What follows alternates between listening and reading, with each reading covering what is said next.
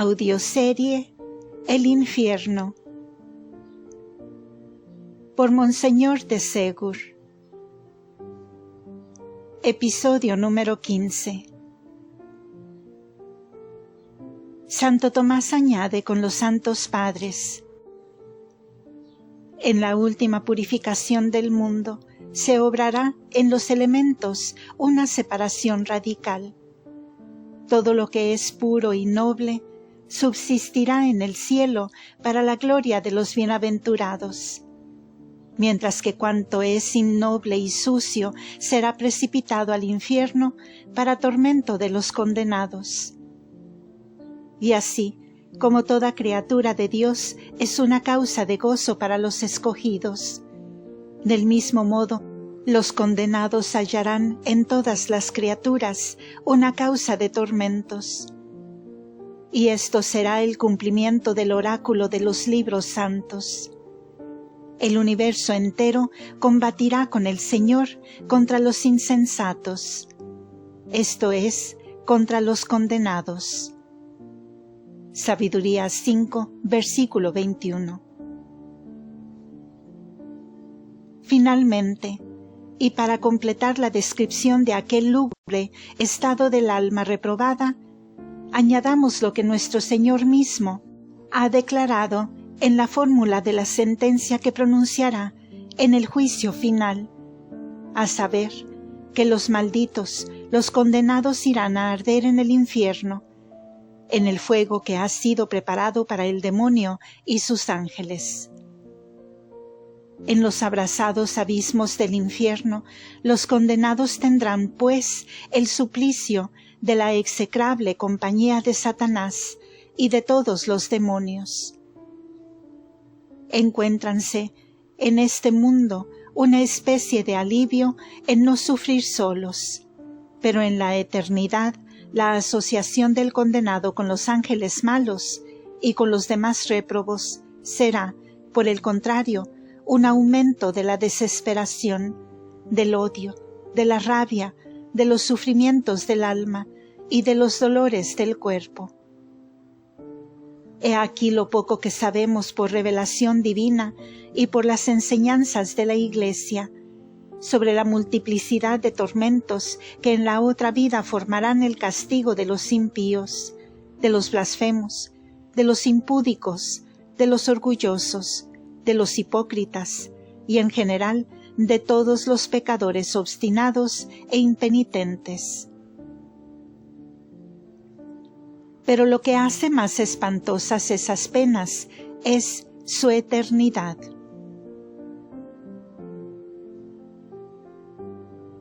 Número 3. Eternidad de las penas del infierno. La eternidad de las penas del infierno es una verdad de fe revelada.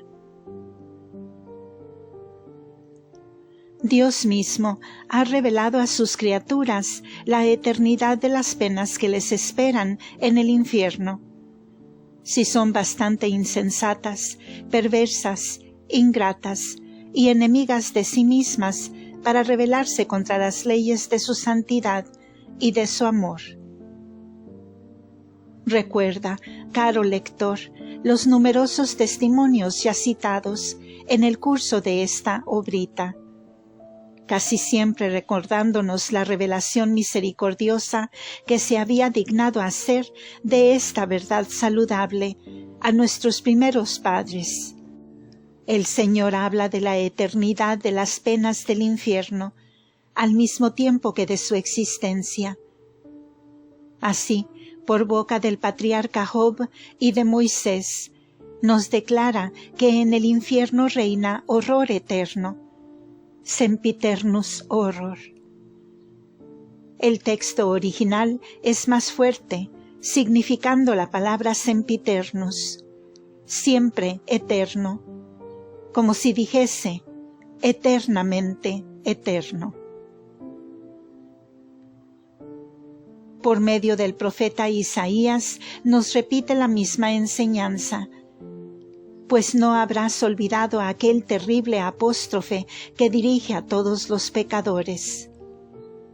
¿Quién de vosotros podrá habitar en el fuego devorador, en las llamas eternas? Cum ardoribus sempiternis. Aquí también encontramos el adjetivo sempiternis. En el Antiguo Testamento aparece con frecuencia en los labios de nuestro Señor y en la pluma de sus apóstoles, la eternidad del fuego y de las penas del infierno.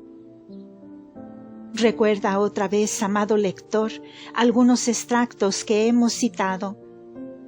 Trasladaré únicamente aquellas palabras del Hijo de Dios, que resumen solamente todas las demás, y son la sentencia que presidirá a nuestra eternidad. Venid, benditos de mi Padre, y entrad en posesión del reino que os ha sido preparado desde el principio del mundo. Apartaos de mí, malditos, id al fuego eterno, que ha sido preparado para el demonio y sus ángeles. El adorable juez añade: estos irán al suplicio eterno, y los justos entrarán a la vida eterna. In supplicium eternum, in vitam aeternam. Estos oráculos del Hijo de Dios no necesitan comentarios. En su luminosa claridad apoya la Iglesia 19 siglos ha su divina enseñanza, soberana e infalible, tocando a la eternidad propiamente dicha de la beatitud de los elegidos en el cielo y de las penas de los condenados en el infierno. La eternidad, pues, del infierno y de sus terribles castigos es una verdad revelada, una verdad de fe católica, tan cierta como la existencia de Dios y los demás misterios de la religión cristiana. El infierno es necesariamente eterno, a causa de la naturaleza misma de la eternidad. Mucho tiempo ha que la natural debilidad del entendimiento humano se dobla bajo el peso del terrible misterio de la eternidad de los castigos de los condenados. Ya en tiempos de Job y de Moisés, 17 o 18 siglos antes de la era cristiana, ciertos entendimientos ligeros y ciertas conciencias muy cargadas hablan de la mitigación, ya que no del término, de las penas del infierno. Imagínanse, dice el libro de Job, que el infierno decrece y envejece. Hoy día, como en todas las épocas, esta tendencia a mitigar y abreviar las penas del infierno encuentra abogados más o menos directamente interesados en el asunto, pero se engañan, sobre que su suposición no descansa sino en la imaginación, y es directamente contraria a las afirmaciones divinas de Jesucristo y su Iglesia.